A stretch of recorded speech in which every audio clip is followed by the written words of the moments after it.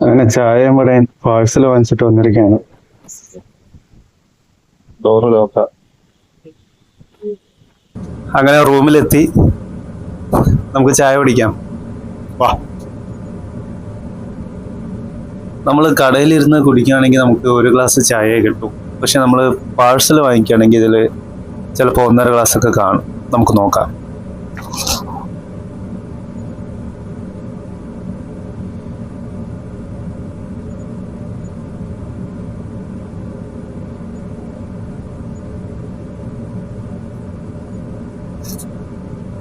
കണ്ട, ഞാൻ 1 ഗ്ലാസ് ചായ ഒഴിച്ച് ബാക്കി വന്നാൽ കണ്ട. ഇതാണ് പാഴ്സൽ വാങ്ങിച്ചുള്ള ഗുണം. ഇനി ഞാൻ നിങ്ങൾക്ക് നമ്മുടെ കടികളെ പരിചയപ്പെടുത്തി തരാം. ഇത് ഉഴുന്നവടയാണെന്ന് കരുതി വാങ്ങിച്ചത്. അത് ഉഴുന്നവട തന്നെ. ഇവിടെ ഇതേ രൂപത്തിൽ സവാള വട എന്ന് പറഞ്ഞൊരു സാധനമുണ്ട്. എനിക്കിഷ്ടമല്ല, ഞങ്ങളുടെ നാട്ടിലേ ഇല്ലാത്ത സാധനമാണ്. അതല്ല ഭാഗ്യം.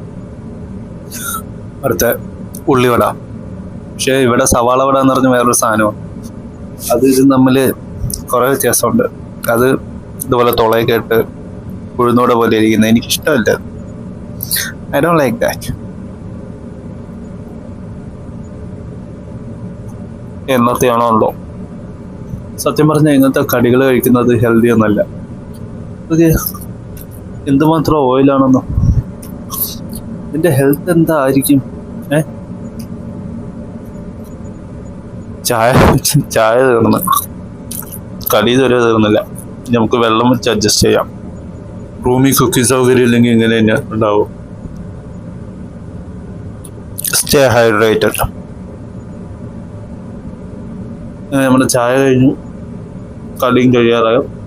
ഈ ലാസ്റ്റ് ബൈറ്റോട് കൂടി ഇത് 2 ബൈറ്റ് വേണ്ടി വരും തോന്നുന്നു. 2 ബൈറ്റോട് കൂടി ഇന്നത്തെ വ്ളോഗ് ഇവിടെ അവസാനിക്കുകയാണ്.